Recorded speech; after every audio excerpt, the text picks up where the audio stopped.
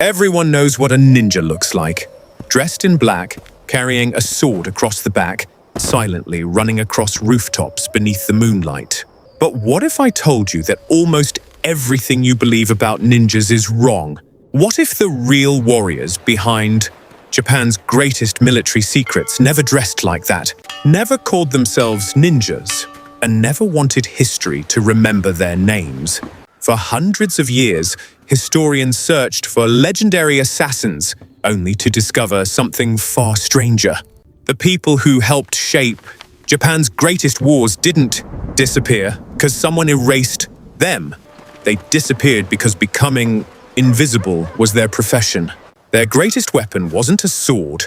It wasn't martial arts. It wasn't even fighting. It was the ability to become so ordinary that nobody realized they had ever existed. Tonight, we're uncovering one of history's greatest mysteries. Were the ninjas erased from Japanese history, or did they erase themselves? When people think about medieval Japan, they almost always imagine the samurai.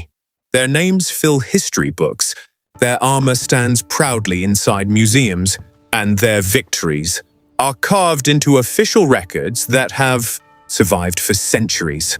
Great leaders like Oda Nobunaga, Toyotomi Hideyoshi, and Tokugawa Ieyasu became symbols of courage, honor, and military brilliance. But every successful army depended on something far less visible than swords and armor. Before a battle could be won, someone had to discover hidden mountain passes, count enemy soldiers, map castle defenses, monitor supply routes, and learn the smallest weaknesses that could change the outcome of an entire war. Those dangerous missions were rarely carried out by famous generals. They belonged to people whose names almost never appeared in history. This creates one of Japan's greatest historical mysteries. If these covert operatives played such an important role, why do they seem to disappear from the records? Were their identities deliberately hidden by powerful rulers? Did their documents simply vanish over time? Or have we been searching for the wrong people all along? The deeper historians investigated, the more surprising the answer became. The legendary ninja of modern movies was very different from the real people who operated in medieval Japan. And understanding that difference is the first step toward solving the mystery of why they almost vanished from history altogether. The first surprise is that the word ninja was rarely used during the period when these people actually lived. Medieval Japanese records more often used the word shinobi, along with several regional names that changed from province to province. More importantly, they were never a single secret army dressed in identical black uniforms. Real shinobi blended into society by looking completely ordinary. They could appear as merchants, monks, farmers, hunters, craftsmen, travelers, or even entertainers. Their greatest skill was not fighting, it was becoming invisible by attracting no attention at all. If someone immediately recognized them as a spy, the mission had already failed. That is why modern movies often show the exact opposite of reality. A person wearing an all-black outfit would have stood out in a busy medieval town instead of disappearing into it. Real shinobi succeeded because nobody remembered seeing them. They gathered information, guided armies through hidden mountain paths, observed castle routines, delivered secret messages, and quietly disappeared before anyone realized they had been there. Their greatest victories produced no applause, no medals, and often no written record. Ironically, the better they performed their job, the less likely history was to remember them, making invisibility their greatest achievement. The real profession of a shinobi had very little to do with assassination and almost everything to do with intelligence. During Japan's long age of civil war, information became more valuable than strength. A single report about an unguarded gate, a hidden mountain pass, a weak castle wall, or the exact time guards changed. Shifts could save thousands of lives and decide an entire campaign before the first arrow was ever fired.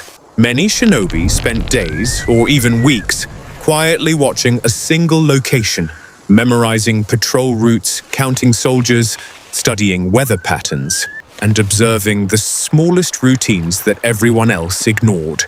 Their patience, discipline, and memory were far more dangerous than any weapon they carried.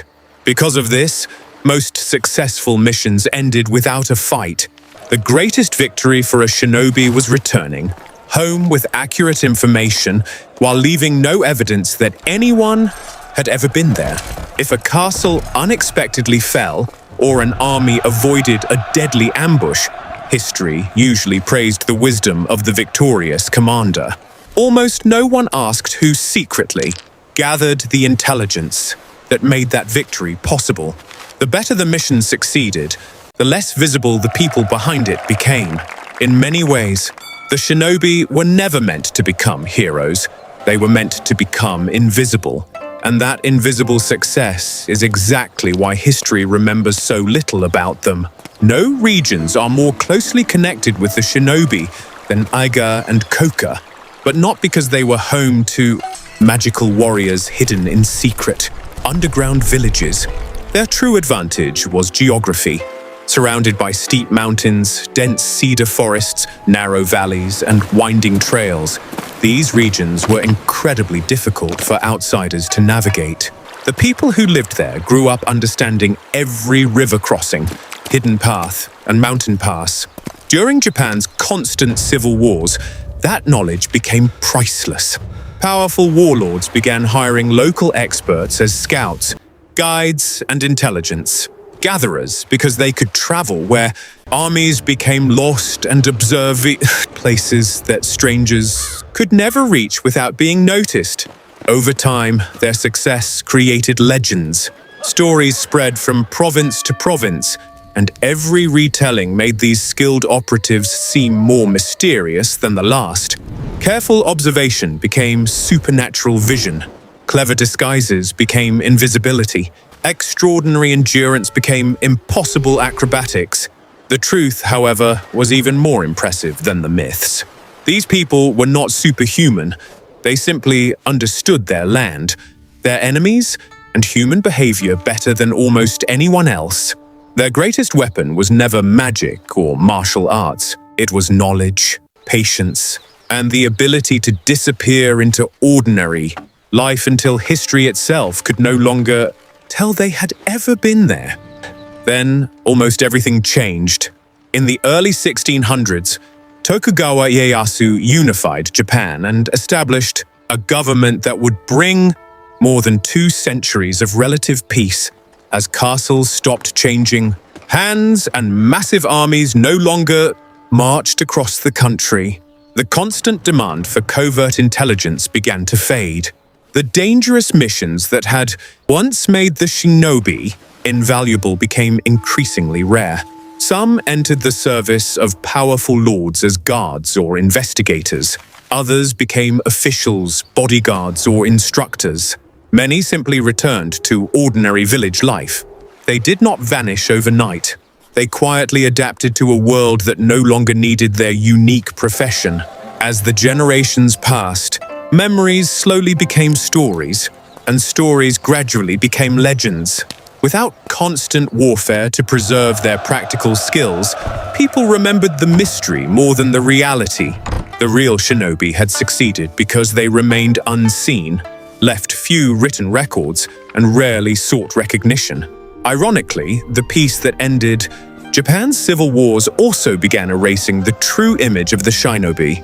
Their profession disappeared, their names faded, and the silence they had carefully protected during their lives allowed imagination to fill the empty spaces they left behind. As the real shinobi faded from everyday life, a new version began to appear on stage. During the Edo period, storytellers, novelists, and kabuki theater transformed practical intelligence, operatives into mysterious heroes with almost supernatural abilities. Later, popular tales such as Jiraiya Goketsu Monogatari added magical powers, impossible escapes, and dramatic battles. In the 20th century, manga, films, television, And video games pushed the legend even further, creating the now famous image of the black-clad ninja leaping across rooftops, throwing endless shuriken and defeating enemies with unbelievable martial arts. It was exciting entertainment, but it was no longer history. Ironically, the fictional ninja became far more famous than the real shinobi who inspired the legend. The patient observer became a fearless assassin. The intelligence collector became a superhero. The ordinary traveler who blended into a crowd became a man, wearing clothing that would have attracted everyone's attention. Over centuries, fiction slowly replaced fact until millions of people believed the myth was history. The greatest irony of all is that the real shinobi disappeared twice. First, by choice during their own lifetime, and then again beneath the weight of stories that transformed them into something they had never been. So, were the ninjas erased from Japanese history? Not exactly. The evidence suggests something far more remarkable. They were never meant to stand in the spotlight beside famous samurai or powerful shoguns. Their profession demanded silence, anonymity, and absolute secrecy. If a shinobi completed a mission successfully, no songs were written in his honor, no statue was raised in his memory, and no official chronicle celebrated his achievement. His reward was that no one knew he had ever been there. In a world where reputation meant survival for most warriors, the shinobi survived by sacrificing reputation entirely. That is why historians today struggle to find them, not because they were unimportant, but because they were extraordinarily successful at leaving no trace behind. Perhaps that is the greatest irony in Japanese history. The world remembers the fictional ninja dressed in black far better than the real men and women who quietly shaped wars through patience, observation, and intelligence. Their greatest weapon was never a sword, it was knowledge. Their greatest victory was never defeating an enemy. It was changing history, without anyone realizing they had done it. And maybe that is the final answer to our mystery. The shinobi were not erased from history. Their greatest achievement was becoming so invisible that even history itself could barely see them. The next time you see a ninja in a movie, remember this: the real shinobi would probably have walked right past you in ordinary clothes, and you would never have known they were there.